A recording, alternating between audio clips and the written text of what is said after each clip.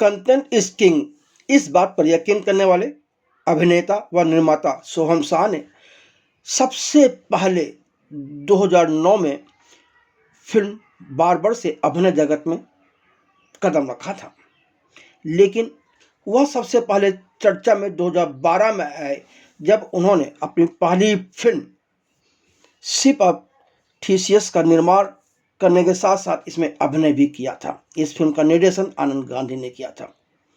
इसके बाद 2018 में सोहम शाह ने फिल्म तुम्बाड़ का निर्माण और उसमें अभिनय किया, जिसका निर्देशन राही अनिल बर्वे ने किया था और इस फिल्म के साथ भी आनंद गांधी बतौर क्रिएटिव डायरेक्टर जुड़े हुए थे।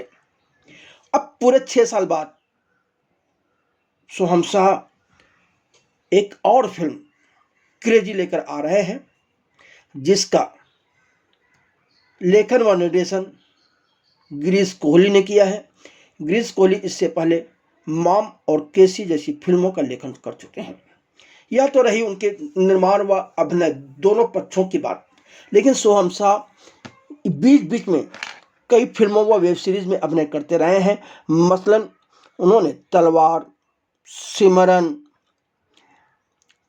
उसके बाद वेब सीरीज की बात करें तो महारानी, दहाड़ में भी अभिनय कर चुके हैं। अब 28 फरवरी को रिलीज हो रही अपनी फिल्म क्रेजी का ट्रेलर उन्होंने 17 फरवरी को मुंबई में लॉन्च किया। इस फिल्म के ट्रेलर लॉन्च के अवसर पर प्रेस कॉन्फ्रेंस में मीडिया के साथ सोहम शाह और गिरीश कोहली ने खुलकर बातचीत की, जो कि इस प्रकार रही। जैसे तुम्बाड़ थी अपने जॉनर मतलब हट के आई थी, क्रेजी भी उसी जॉनर की लग रही है, हट के लग रही है। मेरा सवाल आपसे ये है कि कहीं ना कहीं मुझे यहाँ पे थोड़ा नॉस्टैल्जिया फैक्टर दिख रहा है। Of course we have Kishore Das voice, but ये जो हम ट्रेलर भी देखते हैं तो कहीं ना कहीं ऐसा थोड़ा सा जैसे अपने विजय आनंद जी की जो फिल्में होती थी एकदम fast pace nail biting thriller होती थी, थोड़ा सा वैसे कुछ दे रहा। तो आपका भी कुछ कहीं ना कहीं दिली ख्वाहिश थी कि कुछ ऐसा दिखाऊं कि हाँ जैसे हमें सीट पे बांध के रखे, जो थोड़ा सा वो नॉस्टैल्जिया फैक्टर भी दे? यार मेरी कोई ख्वाहिश नहीं थी, और अभी भाई साहब ने एक शब्द यूज़ किया था जीनियस, में कोई जीनियस नहीं हूँ यार। मेरा सिर्फ एक काम है कि मुझे भगवान ने शायद ये एक शिफ्ट दी है कि मैं अच्छे लोगों को पहचान लेता हूँ और उनके साथ काम करना चाहता हूँ। ये मेरी क्वालिटी है। तो मुझे ऐसा नहीं था कि मुझे थ्रिलर बनानी है या कॉमेडी बनानी है, मुझे तो अच्छे लोगों के साथ काम करना था। जब गिरीश स्क्रिप्ट लेके आए तो वो मुझे लगा कि यार बड़ी मस्त स्क्रिप्ट है, इट्स अ पेज टर्नर। मेरे लिए कोई जॉनरा नहीं है, मैं हर जॉनरा की फिल्म बनाना चाहता हूँ। मुझे लगा कि स्क्रिप्ट अच्छी हो, आदमी बनाने वाला ईमानदारी से शिद्दत से बनाना चाहता है। गिरीश कोहली में मुझे वो दिखा कि ये आदमी ईमानदारी से शिद्दत से फिल्म बनाना चाहता है और इसकी स्क्रिप्ट बहुत अच्छी है। तो मेरा कोई रेफरेंस नहीं था कि मैं ऐसी फिल्म बनाना चाहता हूँ। मुझे हर वो स्क्रिप्ट बनानी है जो मुझे जिसमें लगता है कुछ नयापन है, कुछ अलग बात ये कह रही है, कुछ हटके कर रही है। सिर्फ मेरा इतना ही था। मेरा एक और सवाल है, जैसे तुम्बाड़ बनाने के टाइम पे आपने काफी कुछ दौर पे लगा, जैसे आपने अभी राज कपूर साहब की बात की, तो आपकी जर्नी भी थोड़ी बहुत वैसी रही तुम्बाड़ को पूरा करने के लिए, बिकॉज उसकी जर्नी बहुत पुरानी थी, उसको रीशूट किया गया, सब कुछ किया गया। तो क्रेजी के टाइम पे भी क्या ऐसे कुछ था? Because you are one of the person जो मतलब अपनी विजन को देखने के लिए you can go to any limits, तो ऐसा कुछ था? हाँ, मतलब वो यही था कि हमने इसमें कोई रीशूट नहीं हुआ, हमारा जो शूट हुआ वही हुआ, एक दिन का भी उसका रीशूट नहीं हुआ। और हम समझ रहे थे कि फिल्म हमारे लिए बहुत नई फिल्म थी, नई लैंग्वेज थी, तो फिल्म की एडिट में हमें थोड़ा टाइम लगा। तो जैसे कि मैंने आपको बताया 2022 में शूट हुई थी। पर मैं ये कोशिश करता हूँ कि जब तक मुझे मेरा प्रोडक्ट पसंद नहीं आता मैं वो बाहर नहीं निकालता। मेरी फिल्मों पे रिलीज डेट नहीं लिखी होती। मैं ये ट्राई करता हूँ कि मैं फॉलो कर पाऊँ मेरी ताउम्र कि मेरे को फिल्म बनाई, मेरे को अच्छी लगी तो उसके बाद मैं फिल्म रिलीज़ करता हूँ। तो मुझे ऐसा लग रहा था कि हम लोग वहाँ पहुँचाएँ पहले फिल्म को, उसमें क्या क्या चीज़ें ऐड करें, क्या क्या चीज़ें एडिट में करें, तो उसमें हमें टाइम लगा। तो पर रीशूट नहीं हुई क्रेजी के साथ। ये मैं बहुत फॉर्चुनेट रहा कि रीशूट एक सीन भी नहीं हुआ। जो जैसी फिल्म हमने शूट की थी अगस्त 2022 में हमने शूट खत्म किया था, अक्टूबर में, तो उसके बाद कुछ भी शूट नहीं हुआ। पर आपको मज़ा आएगा देखने में, कुछ नया मिलेगा। हाय सोम, आकृति यो यो यो राइट लेफ्ट राइट या हाय। So my question is, 2018 में जब तुम्बाड़ आई थी तब हमने आपका डेजिग्नेशन में भी देखा था कि you are an actor and producer as well. क्यों 7 years लग गए फिर से प्रोड्यूस करने में आपको एक फिल्म? एक तो कोविड आ गया था। मुझे लगता है तो स्क्रिप्ट ढूंढना, बनाना, पैसे खत्म हो जाते हैं, फिर मेहनत करनी पड़ती है, कुछ और करना पड़ता है लाइफ में। तो 2018 के बाद, क्योंकि ये क्वेश्चन बहुत आम होता है कि आप लोगों को लगता है कि तुम्बाड़ आ गई उसके बाद तो हर कोई प्रोड्यूसर आपको पैसा दे देगा या हर स्टूडियो पैसा दे देगा, कोई पैसा नहीं देता। क्रेजी के लिए भी मैंने बहुत स्ट्रगल किया, बहुत प्रोडक्शन हाउसेस के धक्के खाए, पर वो नहीं हुई। तो गिरीश 2019 में स्क्रिप्ट लेके आए थे हमारे पास, हमने 2019 में तय कर लिया था कि हम ये फिल्म बनाएंगे। और उसके बाद एक तो कोविड आ गया, कोई और बना नहीं रहा था तो मुझे बनानी थी, तो रिसोर्सेज थे नहीं मेरे पास, फिर मैंने कहीं से रिसोर्सेज जमा किए। तो उसमें मुझे इसलिए थोड़ा 6-7 साल लग गए, फिर हमें थोड़ा फिल्म ख़त्म करने में भी 1 साल ज़्यादा लगा। तो हमारा एक प्रोसेस है, तो मुझे लगता है अच्छा है, देर आए दुरुस्त आए, भगवान सुन ले, मतलब हो जाए कि दुरुस्त आ जाए बस। Thank you. सोम साहब, सिराज सैयद फ्रॉम filmfestivals.com। आपके तीनों टाइटल जो हैं वो आम टाइटल्स की तरह नहीं है। सबसे पहली फिल्म का तो टाइटल ऐसा था कि गूगल करना पड़ता था कि थीसिस क्या चीज़, और शिफ्ट था ही नहीं उसमें। जी। दूसरा, तुम्बाड़ के बारे में भी बहुत कम लोग जानते होंगे, आम आदमी को ये पता नहीं होगा कि ये कौन सा है, कौन सी जगह है और इस जगह की ऐसी एक कहानी है। अभी आपने जो तीसरी बनाई, इसका भी टाइटल जो है वो क्रेजी है और इसमें एक एक्स फैक्टर भी लगा हुआ है। ये एक्स रेटिंग लगता है पहले दिखने में। तो टाइटल आसान होना या मुश्किल होना या छोटा होना या लंबा होना, इसके बारे में आपकी क्या राय है? सर, कन्वेंशनल विजडम है, कोमल सर ज़्यादा अच्छा बता सकते हैं कि टाइटल अपीलिंग हो, ट्रेड के आदमी ये कहेंगे। पर हमारे तो जो डायरेक्टर ले आता है ना सर, हम वही टाइटल ले लेते हैं। जो वो शिप ऑफ थीसिस लाए तो हमने शिप ऑफ थीसिस ले लिया, वो तुम्बाड़ लाए तो कोई तुम्बाड़ तो अब फेमस हो गया, लोगों को प्रोनाउंस करने में प्रॉब्लम होती थी, कोई तुम्बड़ बोलता था, कुछ क्या बोलता था। और इन्होंने तो बेचारों ने बहुत सरल टाइटल लाया है। क्रेजी तो हम रोजमर्रा की जिंदगी में यूज करते हैं कि are you crazy, crazy promotion, crazy film, crazy festival, crazy clothes, crazy Instagram pics. तो मुझे लगता है इनका टाइटल तो काफी सरल है। टाइटल जो है ना, एक राइटर के पर्सपेक्टिव से बताता हूँ हम कैसे सोचते हैं। आपकी पूरी कहानी का समरी होना चाहिए जी। हो सके तो 1 शब्द में, 2 शब्द में, 4 शब्द में, जो भी, वही कोशिश होती है। ये भी वही कोशिश है कि पूरी फिल्म समराइज हो जाए, फिल्म की कहानी भी, फिल्म का फ्लेवर भी, फिल्म का मज़ा भी, सब कुछ DNA सब कुछ एक वर्ड में आ जाए। बहुत से राइटिंग ही मुश्किल काम है sir. Hello, Girish sir, my question is for you, Aruna this side. 2022 से ये फिल्म बनाना शुरू किया है आपने, और अब जब रिलीज होने आ रही है फिल्म, तो क्या कुछ डिफिकल्टीज आप लोगों ने फेस किया है? डिफिकल्टीज कुछ नहीं थी, चैलेंजेस तो होते ही हैं फिल्म बनाने में, और कोई डिफिकल्टी नहीं थी, सब लर्निंग एक्सपीरियंस है। मेरी फर्स्ट फिल्म थी, स्पेशल है, थी मतलब है पहला प्यार, पहली पिक्चर, स्पेशल ही होता है, पहला प्रोड्यूसर, तो हमेशा स्पेशल रहेगा।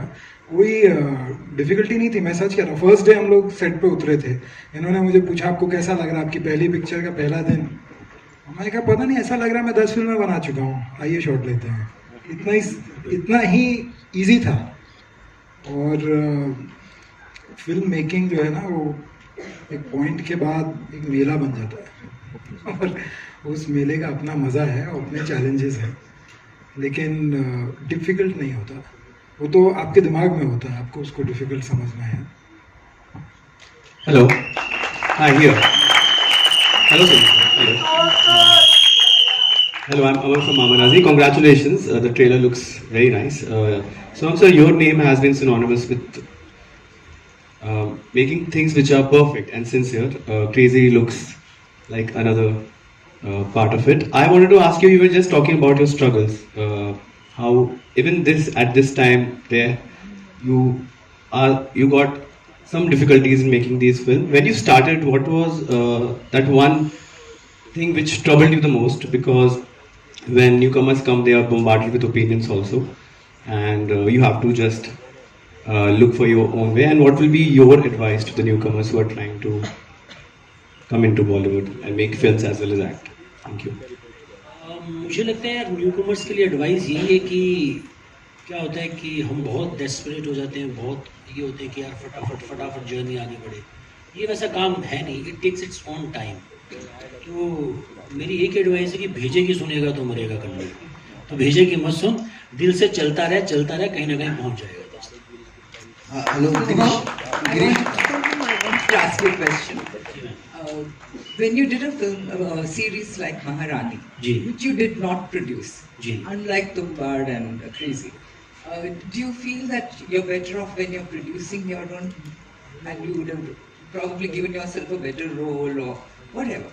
Is it better when you're producing something yourself? नहीं नहीं मैम, मुझे तो उल्टा है, मुझे तो बहुत ज़्यादा मजा आता है महारानी के सेट पे। मुझे कुछ करना ही नहीं है, जाके एक्ट करना है, कोई काम ही नहीं है। यहाँ पर तो पूछना है कि यार क्या हो रहा है, सब ठीक चल रहा है ना। महारानी में जितने मैंने मज़े किए और दहाड़ में जितने मज़े किए, और उसका एक कारण ये भी था कि सुभाष कपूर सर बहुत अच्छे क्रिएटिव इंसान हैं और मुझे बहुत कुछ सीखने को मिला उनसे। जैसे मैंने रीमा के साथ काम किया तो रीमा के साथ भी मुझे बहुत कुछ सीखने को मिला।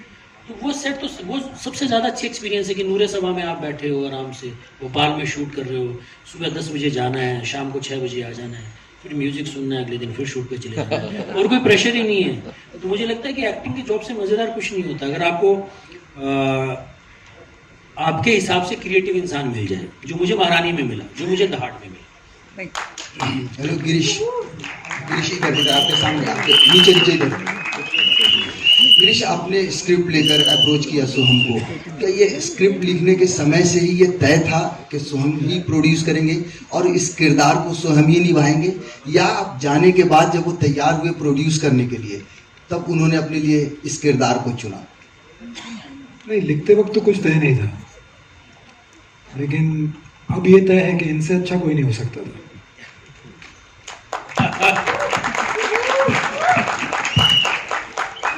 मैं आपको छोटा सा किस्सा सुनाता हूँ। बीच में हमारे पास पैसे हो गए थे ख़त्म बिल्कुल ही, तो हमारी टीम ने, मैंने आदेश ने, सोचा कि यार ऐसा करते हैं कि इसमें ना किसी स्टार को ले आते हैं और मैं सिर्फ प्रोड्यूस कर लेता हूँ, अपन ना इससे कुछ पैसे कमा लेंगे, उससे कोई फिर 2 फिल्में और बना लेंगे। तो मैंने गिरीश को कॉल किया एक दिन, मैंने कहा यार हम ना इस एक्टर के बारे में सोच रहे हैं। तो इन्होंने मुझे कहा कि मैं आपके पास स्क्रिप्ट इसलिए लेके आया था कि मुझे एज एन एक्टर आपके साथ काम करना था, एज ए प्रोड्यूसर सेकेंडरी था। तो मेरे लिए बहुत बड़ा कॉम्प्लीमेंट था। मैंने उसके बाद कभी उनको कॉल नहीं किया, तो मैंने वो थॉट प्रोसेस वहीं ड्रॉप कर दिया। मैंने कहा अपन ही बनाएंगे, चाहे एक साल बाद, याद है तुझे 1 साल बाद बनाए, चाहे 2 साल बाद बनाए, अपन ही बनाएंगे। मैं एक छोटा सा किस्सा आपको सुनाना चाहता हूँ और मैं इस बात में बहुत डीपली बिलीव भी करता हूँ। पहला दिन था शूट का, 3-4 घंटे शूट, हर शूट लेट होता है, भागा दौड़ी ये वो, क्योंकि हमारे प्रोड्यूसर थे अंकित जैन, तो इनके तो दिन डिसाइड थे 38, तो 39 दिन मिलेगा नहीं। और अंकित ने हमें ज्वाइन किया था, अंकित का ये पहला प्रोजेक्ट था हमारे साथ, तो अंकित अपने हिसाब किताब में था। और मैं ऐसा देख रहा हूँ एंग्जाइटी है क्रिएटिव लोगों में कि एडी भाग रहे हैं, डायरेक्टर डीओपी को कह रहा है कि शॉट ले लो। और मुझे ना वो एनर्जी बिल्कुल पसंद नहीं आती अगर मेरा सेट है। मुझे ऐसा लगता है कि यार मैं 5 दिन ज़्यादा शूट कर लूँगा, वो चलेगा, और सब शांति से काम करो, क्योंकि इसमें पता ही नहीं चलेगा कि हाँ कहाँ आप सुर खोदोगे। तो मैंने गिरीश को साथ में लिया, मैंने कहा गिरीश आपके पास 5 दिन और हैं, एज एन एक्टर सोहम शाह की तरफ से आप आराम से शूट करो। तो गिरीश को मैंने समझाया, फिर मेरा टफ काम था अंकित को जाके समझाना। उसकी तो एक्सेल शीट बनी हुई थी ना, 38 days, we can't go beyond that. तो फिर मैंने अंकित को साइड में लिया, गिरीश तो फट से रेडी हो गया, गिरीश समझ गया बहुत अच्छी बात है, इससे अच्छी बात क्या हो सकती है। अंकित को समझाने में मुझे 2 घंटे लगे कि यार हम ऐसी फिल्में बनाते हैं जो प्यार से बनती हैं, इसमें 5 दिन ज़्यादा लग जाएंगे तो क्या होगा, बजट इतना सा ही बढ़ेगा, पर फिल्म का जो रिजल्ट है वो बहुत मैटर करता है। तो अंकित ने कहा कि नहीं, but we can shoot something. फिर मुश्किल से 2 घंटे बाद वो समझा कि हाँ नहीं, अभी यहाँ 5 दिन ज़्यादा देने पड़ेंगे। पर आई डीपली बिलीव कि अगर आप 5 दिन ज़्यादा दो तो कई बार हो सकता है आपकी फिल्म की क्वालिटी कहीं से कहीं पहुँच जाए, क्योंकि it's a creative process, you can't control. बहुत सारी चीज़ें होती हैं कि लाइट नहीं है या कोई चीज़ 5 मिनट लेट हो गई, 5 मिनट के कारण 50 मिनट लेट हो गई। तो मुझे लगता है कि क्रिएटिव लोगों पर वो बर्डन नहीं होना चाहिए। वो 5-7-10 दिन ना फिल्म अफोर्ड करती है, उसमें फिल्म का रिजल्ट मुझे लगता है कि X से कहीं और पहुंच सकता है। So as we all know, Tumbad became a cult classic film and it has created its own legacy. So is the legacy of the film a weight on your shoulder? कि आपको ऐसा लगता है कि आप जो भी फिल्म बनाएंगे, people will hold you to that standard कि या तो it has to be as good as Tumbad or better than that. So is it a pressure on you? ये मेरे पर बिल्कुल भी प्रेशर नहीं है, और मेरा आंसर ये है कि कभी आप करेला खाते हो, कभी आप आलू खाते हो, कभी आप पनीर खाते हो, आप अलग अलग सब्जियां खाते हो। तो मैं रोजाना तुम्बाड़ नहीं बनाता हूँ। तुम्बाड़ 2 बनेगी, वो तुम्बाड़ होगी। क्रेजी अलग फिल्म है और तुम्बाड़ 2 बनाऊंगा, वो भी अलग फिल्म होगी, वो तुम्बाड़ के रंग में होगी। पर मैं उस चीज़ का बिल्कुल प्रेशर नहीं लेता हूँ। अगर वो प्रेशर लेंगे तो हम खत्म हो जाएंगे। हमें किसी को प्रूव नहीं करना है कि तुम्बाड़ 2 की स्क्रिप्ट लिखने में हमें 6 साल लग गए। हमने जब 2018 से स्क्रिप्ट लिखना शुरू किया था मेरे लिए एक ही पैरामीटर था कि मुझे और मेरे आसपास के लोगों को वो फिल्म पसंद आ रही है तो हम बना लेंगे, उसका जो भी रिजल्ट होगा वो हमें चलेगा। पर एक बात का मैं आपको पक्का प्रॉमिस करना चाहूंगा कि हम जो भी फिल्में बनाएंगे उसमें आपको कुछ ना कुछ नयापन, कुछ ना कुछ अलग बात जरूर देखने को मिलेगी। इट्स अ सब्जेक्टिव थिंग कि आपको वो पसंद आए नहीं आए, पर मुझे फॉर्मूला फिल्म या रूटीन फिल्में नहीं बनानी है, मुझे कुछ अलग फिल्म बनानी है, कुछ नया परोसना है ऑडियंस को। This is for sure. मुझे उस चीज़ का प्रेशर रहता है कि स्क्रिप्ट में नयापन कुछ है नहीं।